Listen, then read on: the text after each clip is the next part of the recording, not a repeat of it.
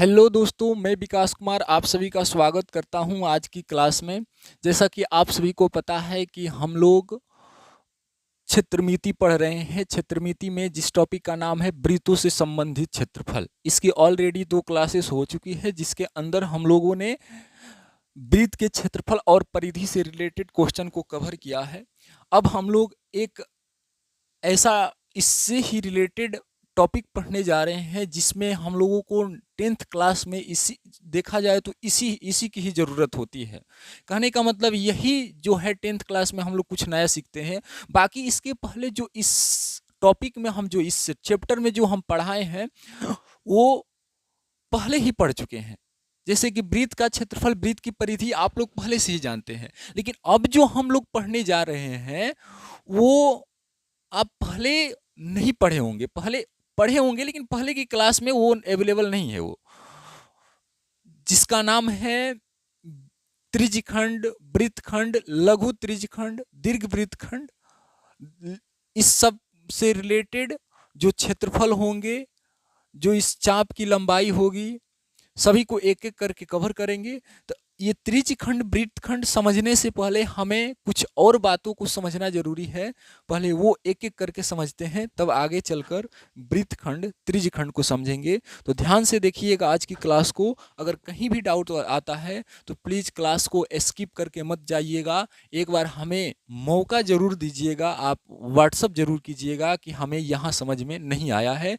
हम 100% कोशिश करेंगे कि उस डाउट को हम आपको क्लियर करें। अगर तब भी डाउट क्लियर नहीं होता है तो आप चैनल को अनसब्सक्राइब करके वीडियो को डिसलाइक करके जा सकते हैं, लेकिन एक बार मौका जरूर दीजिएगा। तो चलिए आज की क्लास को शुरू करते हैं। आज की क्लास में सबसे पहले हम लोग जीवा के बारे में पढ़ते हैं। जीवा, जिसे इंग्लिश में हम कोड बोलते हैं, कोड। अब जीवा क्या होती है, ध्यान से समझिएगा। जीवा एक वृत्त का ही एक भाग होता है। जैसे हम एक क्या बना रहे हैं, एक वृत्त बना रहे हैं। तो वृत्त में जीवा क्या करती है ना कि वृत्त के किन्हीं 2 बिंदु को मिलाना होता है। वृत्त के किन्हीं 2 बिंदुओं को मिलाने वाली रेखा, या इसको ऐसे समझ सकते हैं कि वृत्त का जो परिधि होता है, परिधि के किन्हीं 2 बिंदुओं को मिलाने वाली जो रेखा होगी, रेखाखंड होगी, इस रेखाखंड को क्या बोलेंगे, जीवा। समझिएगा, वृत्त के किन्हीं 2 बिंदुओं को मिलाने वाली रेखा, या ऐसे बोलिए कि वृत्त के जो वृत्त की परिधि होती है, ये जो परिधि होती है, परिधि के किन्हीं 2 बिंदुओं को मिलाने वाली रेखाखंड क्या कहलाएगी, जीवा कहलाएगी। याद रखिएगा, इसका क्या लिखेंगे, ऐसे लिखिए, वृत्त के किन्हीं 2 बिंदुओं को या वृत्त के परिधि के किन्हीं 2 बिंदुओं को, दोनों लिख सकते हैं। तो हम लिख रहे हैं वृत्त के किन्हीं 2 बिंदुओं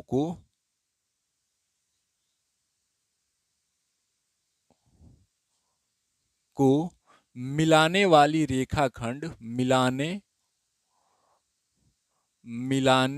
वाली रेखाखंड क्या कहलाती है, जीवा कहलाती है। याद रखिएगा, जीवा कहलाती है। अब जीवा के बाद एक जीवा से ही रिलेटेड होती है छेदक रेखा, जो इसमें तो यहां जरूरी नहीं है लेकिन इससे ही रिलेटेड होती है, इसलिए बताना उसको जरूरी है। सेकंड लाइन जिसे बोलते हैं, ये क्या होती है, तो ये भी ऐसे ही होती है, लेकिन इसको क्या करती है, वृत्त के किन्हीं 2 बिंदुओं को प्रतिच्छेद करते हुए निकल जाती है। लेकिन देखिए, वृत्त के किन्हीं 2 बिंदुओं को क्या कर रही है, प्रतिच्छेद करते हुए निकल जा रही है। तो जो प्रतिच्छेद करते हुए निकलेगी इसे हम क्या बोलेंगे, छेदक रेखा। ध्यान रखिएगा, ये जीवा है, ये छेदक रेखा है। सेकंड लाइन बोल सकते हैं इसे। देखिए, जीवा और छेदक रेखा में क्या अंतर है। जीवा एक रेखाखंड है, रेखाखंड है मतलब, रेखाखंड कहने का मतलब इसका अंत बिंदु होता है। ये ना इधर बढ़ा सकते हैं ना इधर बढ़ा सकते हैं। एक ऐसी रेखाखंड है, तो दो वृत्त के किन्हीं दो बिंदु को मिलाने से बनी रेखाखंड क्या कहलाती है? जीवा।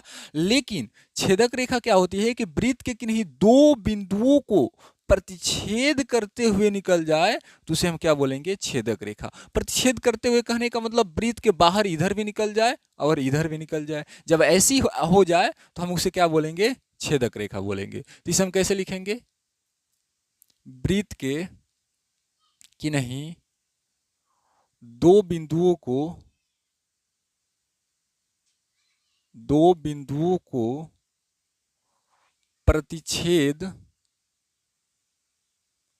करने वाली रेखा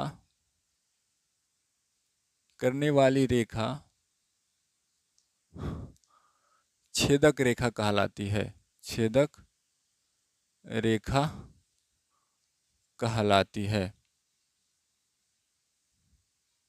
याद रखिएगा। इसके बाद हमें यहां पढ़ना है चाप पढ़ना है। क्या पढ़ना है? चाप, जिसे इंग्लिश में हम आर्क बोलते हैं। चाप क्या होता है अब वो समझिएगा। चाप वृत्त की जो परिधि होती है, परिधि के किन्हीं दो बिंदु के बीच का भाग होता है। क्या होता है? भाग होता है। यहां समझिए, एक वृत्त बना देते हैं, तो वृत्त के जो परिधि को देखिएगा, ये बिंदु पथ को, वृत्त के किन्हीं दो बिंदु वृत्त के परिधि के किन्हीं दो बिंदुओं के बीच के भाग को क्या बोलेंगे? चाप बोलेंगे। याद रखिएगा, बीच के भाग को क्या बोलेंगे? चाप बोलेंगे। इसे हम क्या बोलेंगे? यानी कि परिधि के टुकड़े को चाप बोलेंगे। सीधा कुछ आसान भाषा में बोलना होगा तो परिधि के टुकड़े को हम क्या बोलेंगे? चाप बोलेंगे। ये क्या है? ये पूरा परिधि है। परिधि का कोई भी टुकड़ा ले लीजिए, वो क्या हो जाएगा? चाप हो जाएगा। यहां से यहां तक लेंगे, ये भी चाप हो जाएगा। यहां से यहां तक लेंगे, ये भी चाप हो जाएगा। मान लीजिए ये ले लेते हैं तो ये भी चाप हो जाएगा। देखिए, चाप दो तरह का होता है। एक, मान लीजिए ऐसे करते हैं, ध्यान दीजिएगा। अगर मान लीजिए कि ये वाला और ये वाला ये दोनों बिंदु से एक चाप बनाते हैं, तो एक चाप बना। लेकिन यही दोनों बिंदु से एक और चाप बनेगा।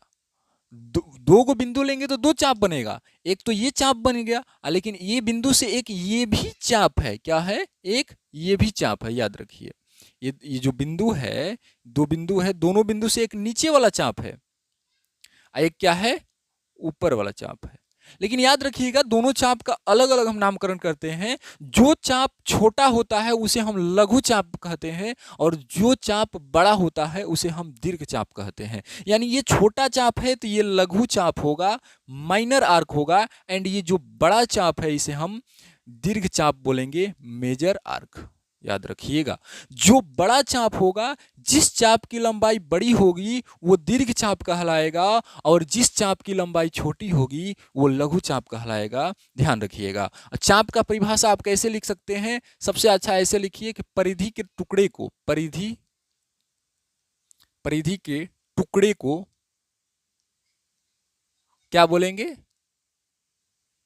चाप कहते हैं। परिधि के टुकड़े को चाप कहते हैं। या आप ऐसे भी बोल सकते हैं कि परिधि के किन्हीं दो बिंदुओं को मिलाने जो परिधि के किन्हीं दो बिंदुओं के बीच के भाग को क्या बोलेंगे? चाप बोलेंगे। और जो चाप छोटा होगा उसे लघु चाप बोलेंगे, और जो चाप बड़ा होगा उसे हम दीर्घ चाप बोलेंगे। याद रखिएगा ये बात।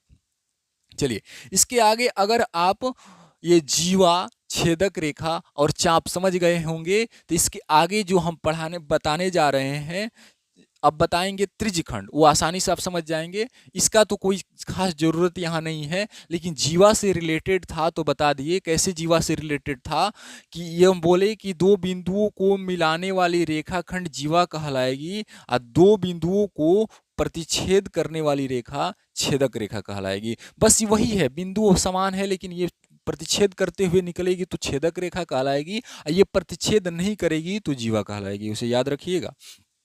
चलिए आगे बताते हैं त्रिज्यखंड।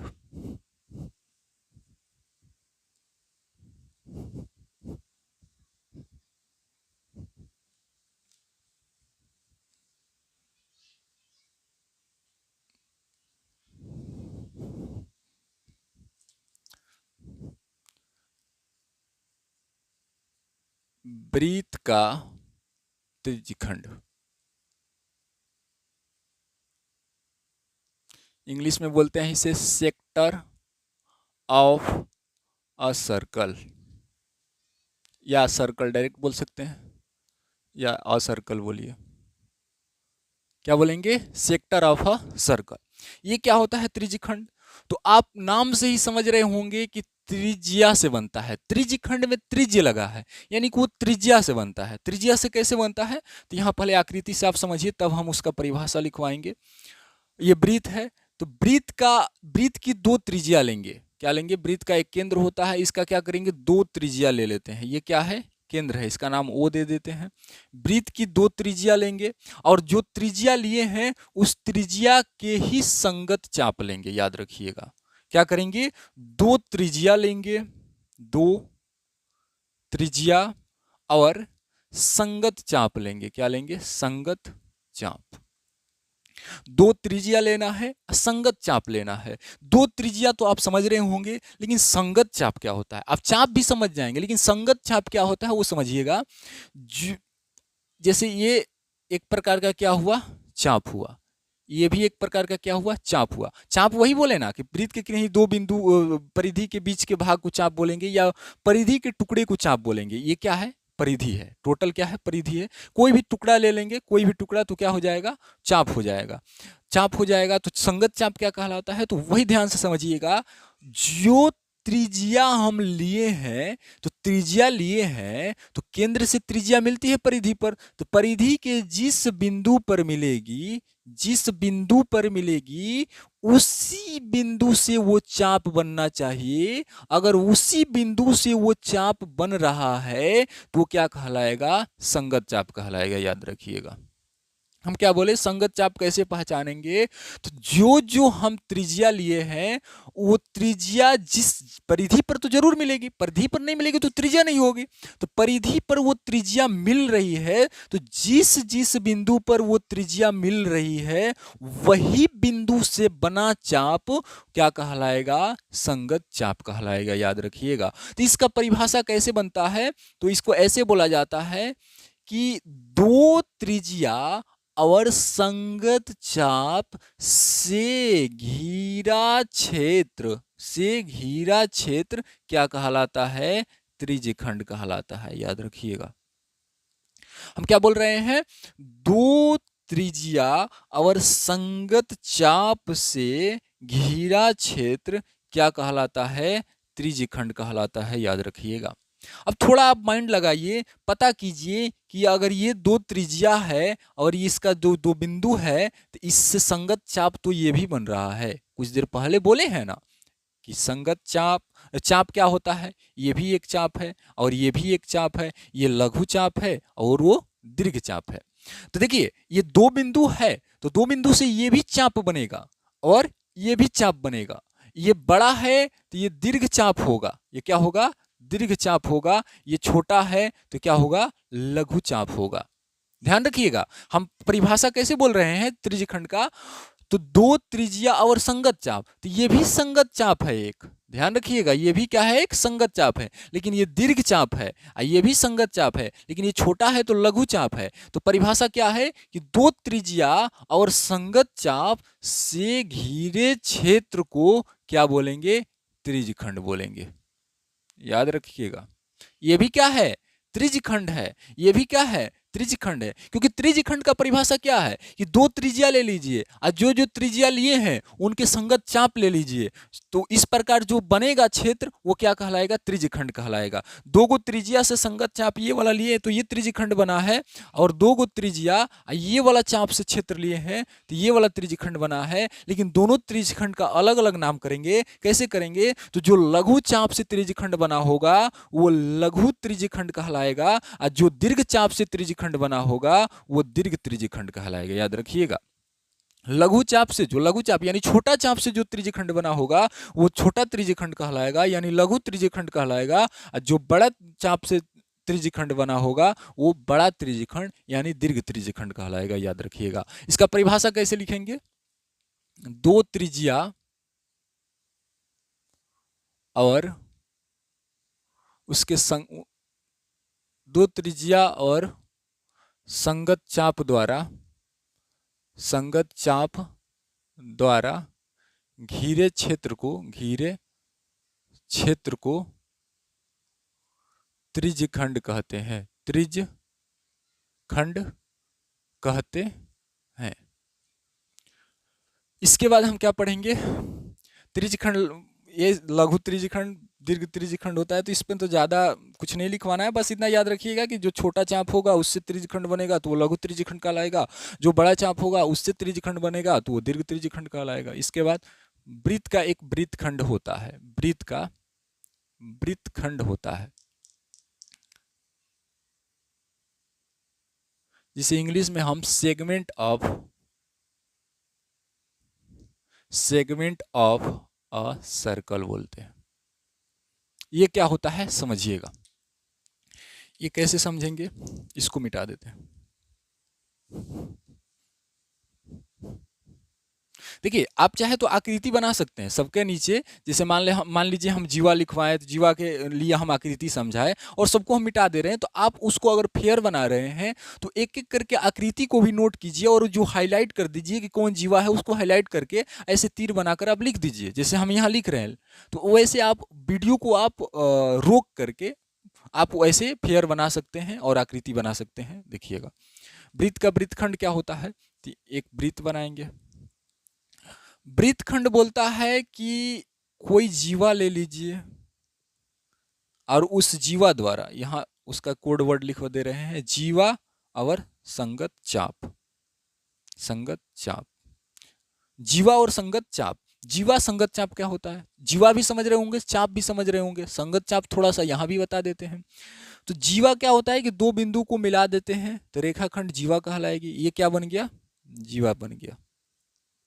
संगत चाप, तो ध्यान रखिएगा, जीवा जिस जिस बिंदु पर मिल रही होगी, वृत्त के जिस जिस बिंदु पर मिल रही होगी, उसी बिंदु से बना चाप क्या कहलाएगा, संगत चाप कहलाएगा। याद रखिएगा, वहां पर क्या था, त्रिज्या जिस जिस बिंदु पर मिल रहा था, त्रिज्या मिल रही थी, उस बिंदु से बना चाप संगत चाप कहलाया। यहाँ पर जीवा जिस जिस बिंदु पर मिल रही है उस बिंदु से बना चाप संगत चाप कहलाएगा। तो यहाँ पर परिभाषा कैसे होता है वृत्तखंड का, तो जीवा और संगत चाप द्वारा घिरे क्षेत्र को क्या बोलेंगे, वृत्तखंड बोलेंगे। तो ये जीवा असंगत चाप द्वारा घिरा क्षेत्र यह है, तो इसको क्या बोलेंगे, वृत्तखंड बोलेंगे, वृत्तखंड। तो ध्यान से देखिएगा, तो ये जीवा है, तो इस जीवा में ये दो बिंदु मिल रहे हैं, तो इससे ये भी चाप बन रहा है, ये बड़ा चाप बन रहा है, तो ये भी एक प्रकार का क्या हुआ, संगत चाप हुआ, वो ये जीवा हुआ, तो इससे भी एक क्षेत्र बन रहा है, तो ये भी क्या हुआ, वृत्तखंड हुआ। लेकिन ध्यान रखिएगा, जो छोटा चाप से बनेगा, जो लघु चाप से बनेगा, वो लघु वृत्तखंड कहलाएगा, और जो बड़ा चाप से बनेगा, दीर्घ चाप से बनेगा, वो क्या कहलाएगा, दीर्घ वृत्तखंड कहलाएगा। याद रखिएगा, इसे आप नोट कर लीजिए आकृति के साथ। आशा करते हैं कि जितना कुछ आज की क्लास में बताए हैं आप समझ रहे होंगे, और नहीं समझ आ रहा होगा तो आप हमसे जरूर पूछेंगे। इसी उम्मीद के साथ आज की क्लास को और आगे बढ़ा रहे हैं। इसमें अब क्या हम लोग पढ़ेंगे, जो हम त्रिज्यखंड है, वृत्तखंड है, इसका क्षेत्रफल का फॉर्मूला समझेंगे। इसको नोट कीजिए।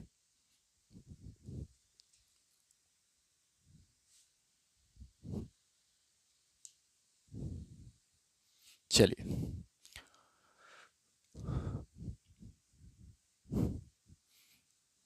देखिए, जो त्रिज्यखंड का क्षेत्रफल है उसको हम डायरेक्ट भी फार्मूला उसका क्षेत्रफल का लिखवा सकते हैं, लेकिन थोड़ा हम कोशिश कर रहे हैं कि कैसे उसका क्षेत्रफल का फार्मूला होता है उसको भी हम बता देते हैं। क्या बता रहे हैं हम, कि मार्कर बदल लेते हैं। त्रिज्यखंड का क्षेत्रफल,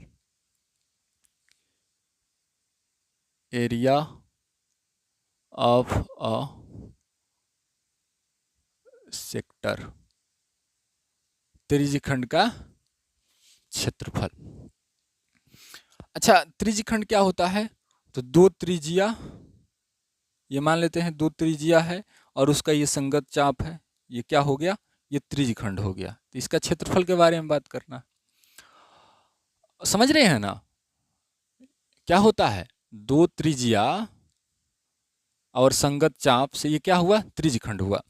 त्रिज्यखंड थीटा अगर बढ़ाते हैं, मतलब कोण बढ़ाते हैं, केंद्रीय कोण बढ़ाते हैं, तो त्रिज्यखंड भी बढ़ते जाता है। केंद्रीय कोण मतलब अगर ये देखिए दोनों त्रिज्या केंद्र पर मिल रही है तो यहाँ एक कोण बन रहा है। अगर मान लीजिए इसको और थोड़ा सा बड़ा कर देंगे तो यहाँ भी एक कोण बनेगा, लेकिन यहाँ छोटा कोण बन रहा है, यहाँ बड़ा कोण बन रहा है, यानी कोण बढ़ते घटते रहता है। तो ये त्रिज्यखंड है, कोण पर भी डिपेंड करता है कि उसका केंद्रीय कोण क्या है। तो हम केंद्रीय कोण को यहाँ जनरली हम थीटा मानकर चलेंगे। क्या मानकर चलेंगे, थीटा मानकर चलेंगे। पहले समझिएगा ध्यान से, यहाँ पर आकृति हम बहुत सारी आकृतियां बना रहे हैं, समझिएगा ध्यान से।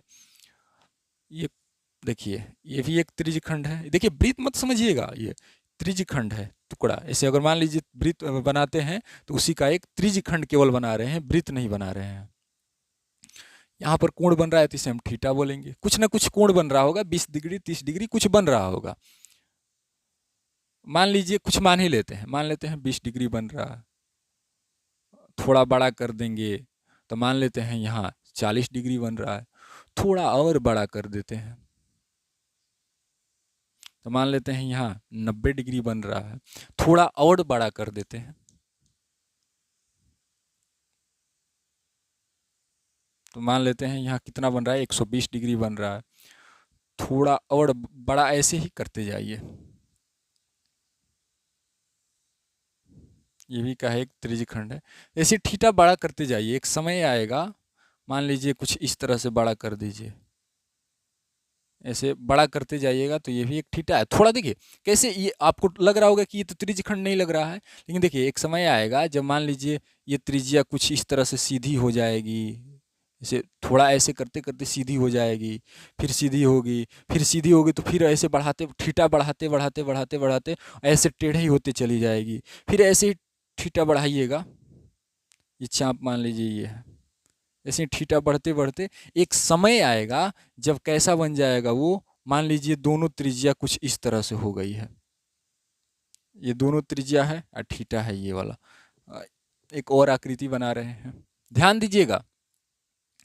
अगर मान लीजिए ऐसे ही एक समय आएगा, मान लीजिए इतना त्रिज्या ऐसे बढ़ते बढ़ते बढ़ा, इसको थीटा बढ़ाते बढ़ाते दोनों जाकर एक दूसरे के ऊपर हो जाएगी, त्रिज्या एक दूसरे के ऊपर हो जाएगी, तब भी ये यहाँ पर एक कोण बनेगा। क्या बनेगा, एक कोण बनेगा, त्रिज्या एक दूसरे के ऊपर हो जाएगी। देखिए त्रिज्या के कितना दूर थी, ऐसे ऐसे बढ़ते बढ़ते बढ़ते बढ़ते सीधी हो गई, फिर ऐसे टेढ़ी होती होती जाकर एक पर क्या होगी, दोनों एक दूसरे के ऊपर हो जाएगी, दोनों एक दूसरे को टच करेगी, तो यहाँ कितने डिग्री का एंगल बनेगा, तो आपको पता है जब एक दूसरे को टच कर लेगी तो पूरा एंगल बनाएगी, और जब पूरा एंगल बनेगा तो एक बिंदु पर पूरा एंगल कितना बनता है, 360 डिग्री बनता है। याद रखिएगा कितना बनता है, 360 डिग्री बनता है। अब बताइए जब वो त्रिज्या एक दूसरे के ऊपर चली गई और यहाँ पर केंद्र पर 360 डिग्री का एंगल बन गया, तो ये त्रिज्यखंड किसका काम कर रहा है, तो आपके दिमाग के अंदर चल रहा होगा कि ये त्रिज्यखंड तो एक वृत्त बन गया है। यानी आप कह सकते हैं कि 360 डिग्री केंद्रीय कोण वाला त्रिज्यखंड क्या कहलाता है, वृत्तखंड कहलाता है। आप वृत्त का एक वृत्त कहलाता है। वृत्त का परिभाषा एक नया बोल भी सकते हैं कि देखिए ये सब त्रिज्यखंड है, कुछ ना कुछ कोण है, लेकिन अगर कोण को हम बढ़ाते जाएंगे त्रिज्यखंड के कोण को बढ़ाते जाएंगे तो एक समय आएगा जब कोण 360 डिग्री हो जाएगा, यानी दोनों त्रिज्या एक दूसरे के ऊपर आ जाएगी और कोण 360 डिग्री हो जाएगा, तो वो जब त्रिज्यखंड बनेगा वो त्रिज्यखंड किसका काम करेगा, तो वृत्त का काम करेगा। याद रखिएगा। तो यहां पर इसी की हेल्प से हम क्या करेंगे, त्रिज्यखंड के जो फार्मूला होता है उस फार्मूले का हम आविष्कार करेंगे। याद रखिएगा, जिसको हम प्रूफ भी कह सकते हैं।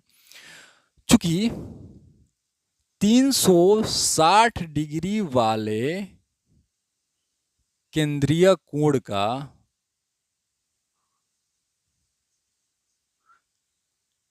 केंद्रीय 360 डिग्री केंद्रीय कोण वाले केंद्रीय कोण वाले त्रिज्यखंड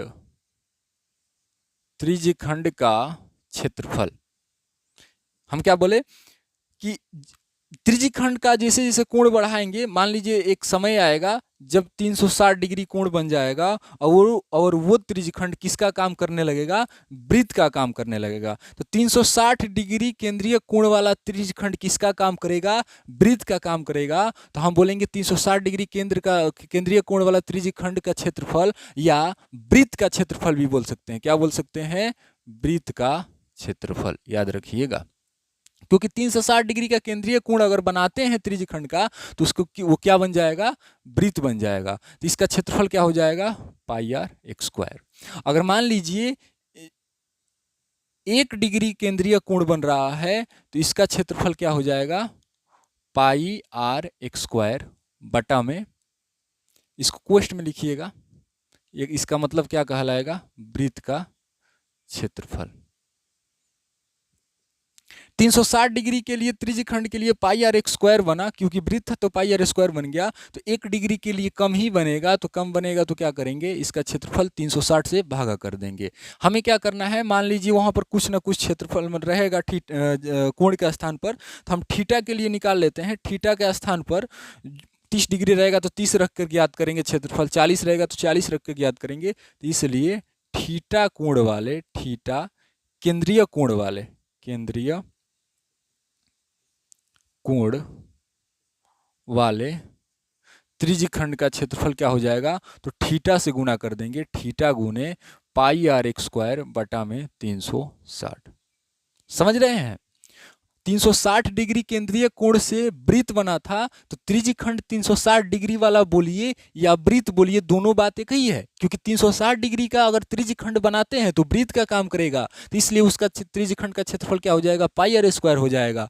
1 डिग्री के लिए क्या हो जाएगा, 360 डिग्री से भागा कर देंगे। थीटा के लिए क्या कर देंगे, थीटा से गुना कर देंगे। अब इसको थोड़ा सजा कर लिखेंगे, क्या लिखेंगे, त्रिज्यखंड का क्षेत्रफल क्या हो जाएगा, इसलिए त्रिज्यखंड का क्षेत्रफल, त्रिज्यखंड का क्षेत्रफल क्या हो जाएगा, इसको सजा लीजिए, थीटा बटा 360 कर लीजिए, यहाँ पर थीटा बटा 360, नीचे 360 पाई आर स्क्वायर के स्थान पर नीचे है तो यहाँ नीचे कर लीजिए, कुछ परिवर्तन नहीं होगा मान में, कर सकते हैं आप। थीटा बटा 360 गुने पाई आर स्क्वायर कर लीजिए इसे।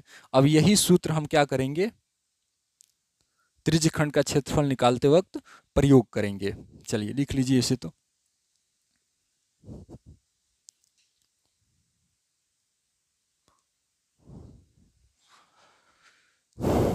चलिए ठीक है,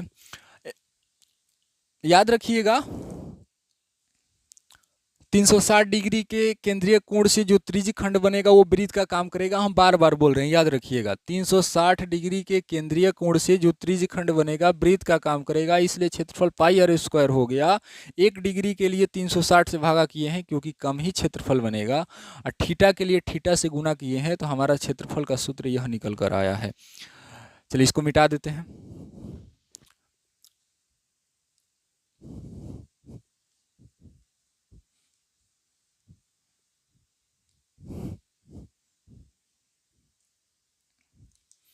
अब हम क्या करते हैं, वृत्तखंड का पहले चाप का ज्ञात कर ले, एक सेकंड रुकिएगा। हाँ चलिए वृत्तखंड का ही पहले ज्ञात कर लेते हैं, तब चाप त्रिज्यखंड का ज्ञात करेंगे। वृत्तखंड का क्षेत्रफल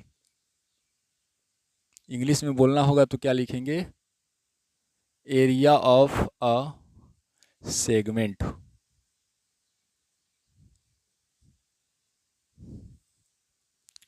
वृत्तखंड का क्षेत्रफल, वृत्तखंड कैसा होता है देखिएगा ध्यान से।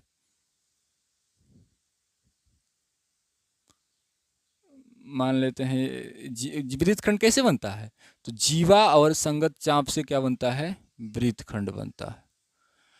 अच्छा, वृत्तखंड का हम क्षेत्रफल बोले आपसे तो डायरेक्ट आप नहीं ज्ञात कर सकते हैं, लेकिन त्रिज्यखंड की हेल्प से ज्ञात कर सकते हैं। कैसे ज्ञात करेंगे, मान लेते हैं ये त्रिज्यखंड है, ये क्या है, चाप है, ये 2 त्रिज्या है तो त्रिज्यखंड बन गया। यहाँ पर भी एक वृत्तखंड भी बना लेते हैं इसी बिंदु द्वारा वृत्तखंड बना लेते हैं, ये वाला है। इसका क्षेत्रफल ज्ञात करना होगा, तो कैसे ज्ञात करते हैं आप लोग को पता है कैसे ज्ञात करेंगे? क्या करेंगे, पूरा एक बार त्रिज्यखंड का क्षेत्रफल ज्ञात करेंगे। क्या करेंगे? पूरा त्रिज्यखंड का क्षेत्रफल ज्ञात करेंगे, और ये जो त्रिभुज है, त्रिभुज का क्षेत्रफल क्या कर देंगे, घटा देंगे। त्रिभुज का क्षेत्रफल क्या कर देंगे, घटा देंगे। तो त्रिभुज का क्षेत्रफल घटा देंगे तो क्या बचकर निकल जाएगा, केवल वृत्तखंड आ जाएगा। क्या करेंगे हम, पूरा एक बार त्रिज्यखंड का क्षेत्रफल ज्ञात करेंगे और ये त्रिभुज का क्षेत्रफल घटा देंगे तो क्या निकल कर आएगा, ये वृत्तखंड आ जाएगा। तो हम उसी की सहायता से करेंगे, त्रिज्यखंड का क्षेत्रफल निकालेंगे और त्रिभुज का क्षेत्रफल घटा देंगे। अब यहाँ पर एक और बात निकल कर आती है, त्रिभुज का क्षेत्रफल, एक और नया बात आ गया। त्रिभुज का क्षेत्रफल कैसे निकालेंगे? तो अब ध्यान रखिएगा, त्रिभुज के क्षेत्रफल निकालने के अनेकों सूत्र हैं। अगर समकोण त्रिभुज बन रहा है तो 1/2 आधार गुने क्या होता है, ऊंचाई हो जाएगा। आधार गुने क्या हो जाएगा, ऊंचाई। अगर समबाहु बन रहा है तो √3/4 गुने भुजा एक स्क्वायर हो जाएगा, भुजा एक स्क्वायर हो जाएगा। अगर समद्विबाहु त्रिभुज है तो b/4 √4a² माइनस b² हो जाएगा, यानी b असमान भुजा, a समान भुजा होती है। अगर मान लीजिए न समकोण त्रिभुज है, ये वाला त्रिभुज की बात कर रहे हैं, मान हम क्या बोल रहे हैं कि अगर इस वृत्तखंड का क्षेत्रफल निकालना है तो क्या करेंगे, पूरा त्रिज्यखंड का क्षेत्रफल निकालेंगे और त्रिभुज का क्षेत्रफल घटाएंगे। त्रिज्यखंड का तो क्षेत्रफल कुछ देर पहले हम लोगों ने सीखा, वो तो निकाल लेंगे। अब त्रिभुज का क्षेत्रफल घटाना है तो त्रिभुज का क्षेत्रफल घटाने के लिए त्रिभुज का क्षेत्रफल निकालना जरूरी है, और उसका क्षेत्रफल निकालने के लिए उसका भी फॉर्मूला पता होना चाहिए। समकोण त्रिभुज है तो इस सूत्र की सहायता से चलेंगे, समबाहु त्रिभुज है तो इस सूत्र की सहायता से चलेंगे, समद्विबाहु है तो इस सूत्र की सहायता से चलेंगे। अगर मान लीजिए इस तीनों में से कुछ नहीं है तो कैसे ज्ञात करेंगे? तो उसके लिए एक और बात फॉर्मूला बता रहे हैं। अगर ये तो आपको पता है कि अगर त्रिज्यखंड वृत्तखंड की बात कर रहा है तो वहां तो त्रिज्या तो आपको दे ही दिया होगा, त्रिज्या दे दिया होगा। तो क्या है, ये त्रिज्या है, और ये थीटा भी यहाँ दे ही दिया होगा। अगर दे देता है, 2 गो त्रिज्या और थीटा दे दिया है, और इस त्रिभुज का क्षेत्रफल पूछ रहा है, इस त्रिभुज का क्षेत्रफल पूछ रहा है, तो इसका क्षेत्रफल का सूत्र क्या होगा, यहाँ लिख लीजिए, त्रिभुज का क्षेत्रफल, इसको लिख लीजिएगा 1/2 गुने r² गुने साइन थीटा होता है, याद रखिएगा। आर त्रिज्या है यहाँ से, साइन थीटा आप समझ रहे हैं, साइन थीटा जितना होगा, 120 डिग्री है तो 120 रखेंगे, 70 डिग्री है तो 70 रखेंगे, जो होगा वो रखेंगे। त्रिभुज का क्षेत्रफल क्या हो जाएगा, 1/2 गुने r² साइन थीटा, इसको लिख लीजिए। अब हम कैसे ज्ञात करेंगे, देखिए ये जरूरी नहीं है कि आप यही त्रिभुज के क्षेत्रफल का सूत्र प्रयोग करेंगे। सवाल बनाते समय अगर समकोण त्रिभुज आ रहा है तो उस पर हम डायरेक्ट रख सकते हैं। यहाँ पर क्या रखेंगे, समकोण त्रिभुज आ रहा है तो 1/2 आधार गुना ऊंचाई रख सकते हैं, जो आ रहा है। लेकिन मान लीजिए उस तीनों में से कुछ नहीं हुआ, तब इसका हम प्रयोग करेंगे, इसीलिए हम इसको लिखवा दिए हैं। ध्यान रखिए, ध्यान रहना कि हम उन सबके स्थान पर भी ये वाला हम प्रयोग कर सकते हैं। अगर समकोण त्रिभुज के सूत्र के स्थान पर भी वाला हम प्रयोग कर सकते हैं, समबाहु के स्थान पर भी वाला प्रयोग कर सकते हैं, समद्विबाहु के स्थान पर भी ये वाला प्रयोग कर सकते हैं, सबके लिए ये मान्य है। तो क्या करेंगे, वृत्तखंड का क्षेत्रफल कैसे निकालेंगे, वृत्तखंड का क्षेत्रफल, त्रिज्यखंड का क्षेत्रफल,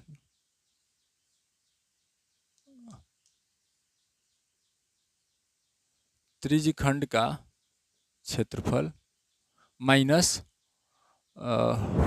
त्रिभुज का क्षेत्रफल, त्रिभुज का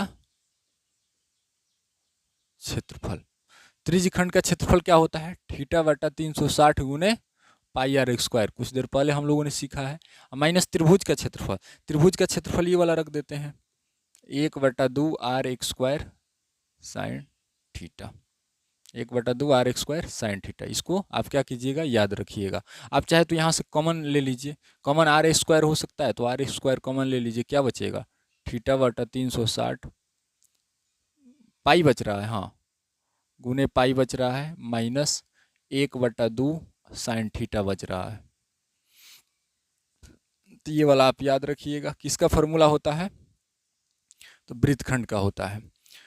बार बार बोल रहे हैं, यहाँ पर आप त्रिभुज का क्षेत्रफल अगर समकोण आ रहा है तो समकोण का प्रयोग कर सकते हैं। मान लीजिए उसमें से कोई लागू नहीं हो रहा है तो लास्ट में आप ये वाला लागू जरूर कीजिएगा, सबके लिए मान है। आप समकोण के लिए भी ये वाला यूज कर सकते हैं, याद रखिएगा। चलिए इसको कॉपी कर लीजिए। बार बार बोल रहे हैं, अगर कहीं समझ में नहीं आता है तो प्लीज हमें एक बार जरूर बताइएगा।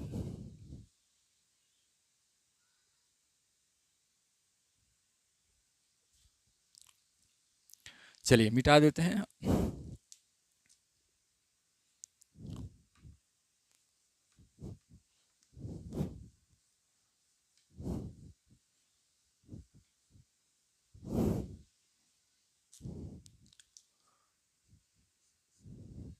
अब हम चाप, एक लास्ट आज का टॉपिक चाप पढ़ लेते हैं, त्रिज्यखंड का जो चाप होता है। उसके बाद हम नेक्स्ट क्लास में इससे रिलेटेड क्वेश्चन बनाएंगे। त्रिज्यखंड की चाप,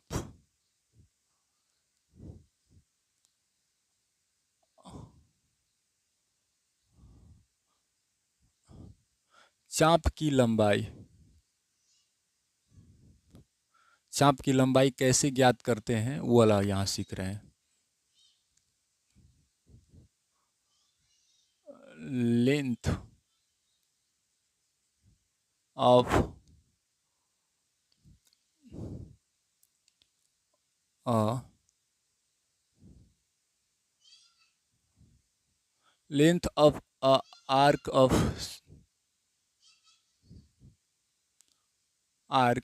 ऑफ अ सेक्टर।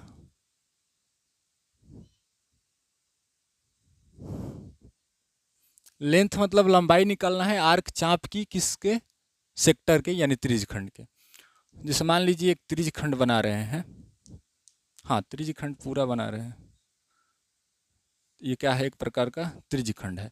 त्रिज्यखंड है तो इसका ये जो चाप बन रहा है, इस चाप की लंबाई बताना है। क्षेत्रफल तो हम ज्ञात कर लिए, लेकिन चाप की लंबाई कैसे बनेगा, तो उसके लिए भी वही यूज करेंगे। कैसे यूज करेंगे, जैसे जैसे हम क्या करेंगे, थीटा बढ़ाते जाएंगे तो चाप बढ़ते जाएगा। एक समय आएगा जब थीटा क्या हो जाएगा, पूरा 360 हो जाएगा, तो कुछ इस तरह से बन जाएगा त्रिज्यखंड। और जब इस तरह से त्रिज्यखंड बन जाएगा तो ये किसका काम करेगा, वृत्त का काम करेगा, याद रखिएगा।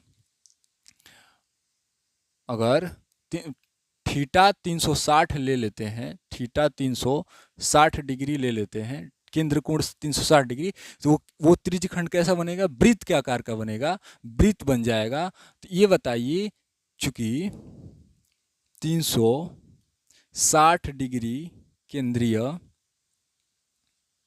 कोण, केंद्रीय कोण वाले त्रिज्यखंड, त्रिज्यखंड का, त्रिज्यखंड की चाप की लंबाई, चाप की लंबाई क्या हो जाएगा, चाप की लंबाई। तो ये जो 360 डिग्री वाला केंद्रीय कोण वाला जो त्रिज्यखंड बन रहा है, ये वृत्त का काम कर रहा है। तो त्रिज्यखंड की चाप की लंबाई यानी वृत्त की चाप की लंबाई, तो वृत्त की बताइए जो चाप की लंबाई है ये क्या होता है, ये जो चाप को, वृत्त की इस चाप को क्या बोलेंगे, परिधि बोलेंगे। इसकी लंबाई जो वृत्त की परिधि होगी ना, ये त्रिज्यखंड की चाप की लंबाई बनेगी 360 डिग्री के लिए। तो क्या हो जाएगा, 2 पाई आर हो जाएगा, क्योंकि टोटल 2 पाई आर होता है। बार बार बोल रहे हैं कि 360 डिग्री वाला अगर त्रिज्यखंड ले रहे हैं तो वो वृत्त बनेगा, यानी वृत्त का क्षेत्रफल त्रिज्यखंड का क्षेत्रफल होगा, वृत्त की परिधि त्रिज्यखंड की चाप हो जाएगा। वही जो परिधि, इस परिधि को ही ना चाप बोलते हैं, परिधि का टुकड़ा ही चाप कहलाता है। तो ये जो परिधि है वृत्त के लिए कहलाएगी, लेकिन यही चाप त्रिज्यखंड के लिए क्या काम करेगी, चाप की। तो ये त्रिज्यखंड का चाप पूरा हो जाएगा 360 के लिए, आई वृत्त की परिधि हो जाएगी ये टोटल। तो वही परिधि 2 पाई आर हो जाएगा थीटा के लिए, 360 के लिए। 1 डिग्री के लिए कितना हो जाएगा, तो 2 पाई आर में क्या करेंगे, 360 से भागा कर देंगे। अगर मान लीजिए थीटा बन रहा है तो थीटा के लिए क्या हो जाएगा, तो थीटा गुने 2 पाई आर बटा में 360, थीटा से गुना कर देंगे, समझ रहे हैं ना। थीटा का 1 डिग्री के लिए यानी 360 से भागा, थीटा के लिए तो थीटा से गुना, एक ही नियम है। इसलिए हम इसे क्या बोलेंगे, आसान शब्द में लिखना होगा तो थीटा कोण वाले त्रिज्यखंड के, त्रिज्यखंड के चाप की लंबाई का सूत्र। चाप की लंबाई क्या होता है, इसको सजा देते हैं। इस बार 360 उधर है तो इसको कर लेते हैं इधर, थीटा बटा 360, गुने क्या बच रहा है, 2πr बच रहा है। इसको आप क्या कीजिएगा, याद रखिएगा। थीटा कोण वाले त्रिज्यखंड के चाप की लंबाई क्या होता है, थीटा बटा 360 गुने 2πr होता है। आशा करते हैं कि आज की क्लास में जो जो कुछ भी बातें बताए होंगे आप समझे होंगे। क्या क्या बताए हैं एक बार रिपीट कर देते हैं। शुरू में बोले जीवा, जीवा किसे कहते हैं, फिर छेदक रेखा किसे कहते हैं, चाप किसे कहते हैं, फिर लघु चाप, दीर्घ चाप, फिर त्रिज्यखंड, लघु त्रिज्यखंड, दीर्घ त्रिज्यखंड, वृत्तखंड, ऐसे ऐसे सबके बारे में पढ़ते हुए फिर त्रिज्यखंड का फार्मूला क्या होता है, फार्मूला जो होता है थीटा बटा 360 गुने पाई आर स्क्वायर, ये आया कैसे उस सबको बारी बारी से बताए हैं। फिर वृत्तखंड के बारे में बताए हैं। तो वृत्तखंड वाला जो टॉपिक क्षेत्रफल वाला है वहाँ पर थोड़ा गौर कीजिएगा। वृत्तखंड का क्षेत्रफल का फार्मूला निकालते समय हम त्रिभुज का क्षेत्रफल घटा रहे हैं, तो वहाँ पर आप लोग थोड़ा डाउट में होंगे कि त्रिभुज का क्षेत्रफल हम 1/2 आर स्क्वायर साइन थीटा घटा रहे हैं कैसे। तो वही आप घटाइएगा, हम बार बार बोल रहे हैं, उसी का प्रयोग कीजिएगा। चाहे कोई भी त्रिभुज क्यों ना हो, कोई भी त्रिभुज हो उसको प्रयोग कीजिएगा। एकदम 100% गारंटी के साथ बोल रहे हैं कि वो इससे आसान तरीका से बन जाएगा। 1/2 आर स्क्वायर साइन थीटा पर त्रिभुज का सूत्र, जो क्षेत्रफल का सूत्र है वही घटाइएगा, अच्छा रहेगा। क्योंकि अगर वो याद नहीं रखते हैं तो दूसरा कोई त्रिभुज का, जैसे मान लीजिए समकोण के लिए एक स्पेशल है, समद्विबाहु के लिए स्पेशल फार्मूला है, तो सबके लिए स्पेशल है तो ठीक है, स्पेशल भी काम करेगा। लेकिन मान लीजिए उस स्पेशल में से कोई रहबे नहीं करे तो ये फार्मूला ज़्यादा काम करेगा। ये स्पेशल वाला में भी लागू होगा और नहीं स्पेशल भी नहीं होगा तो लागू होगा। तो उसको याद रखिएगा। वृत्तखंड का कैसे निकाल रहे थे, तो पूरा त्रिज्यखंड का क्षेत्रफल निकालकर त्रिभुज का क्षेत्रफल घटा दे रहे हैं तो वृत्तखंड का आ जा रहा है। इसके बाद लास्ट में हम लोग त्रिज्यखंड की चाप की लंबाई पढ़े हैं। जो चाप कैसे पढ़े हैं, तो बार बार बोल रहे हैं कि 360 डिग्री का अगर केंद्रीय कोण बनाते हैं तो जो त्रिज्यखंड बनेगा वो वृत्त का काम करेगा। 360 डिग्री वाला केंद्रीय कोण वाला त्रिज्यखंड वृत्त का काम करेगा और इसका जो चाप होगा वृत्त की परिधि का काम करेगी। तो इसलिए इस चाप की लंबाई 2πr हो गया 360 डिग्री के लिए। 1 डिग्री के लिए 360 से भागा किए हैं, थीटा के लिए थीटा से गुना, और इसको यहाँ पर सजा दिए हैं। तो इसको आप याद रखिएगा। आज जितने भी सूत्र लिखवाए हैं उसको प्रूफ के साथ समझा कर लिखवाए हैं। अगर इधर इसमें किसी भी प्रकार का कहीं डाउट रह गया है तो बार बार आपसे निवेदन कर रहे हैं कि मुझे एक बार मौका अवश्य दीजिए, हमसे बात कीजिए।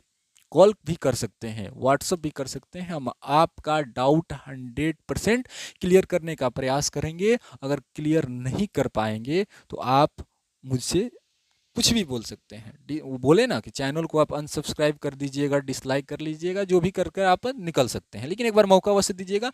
चलते हैं, मिलते हैं नेक्स्ट क्लास में। तब तक मन लगाकर पढ़ते रहिए। Thank you.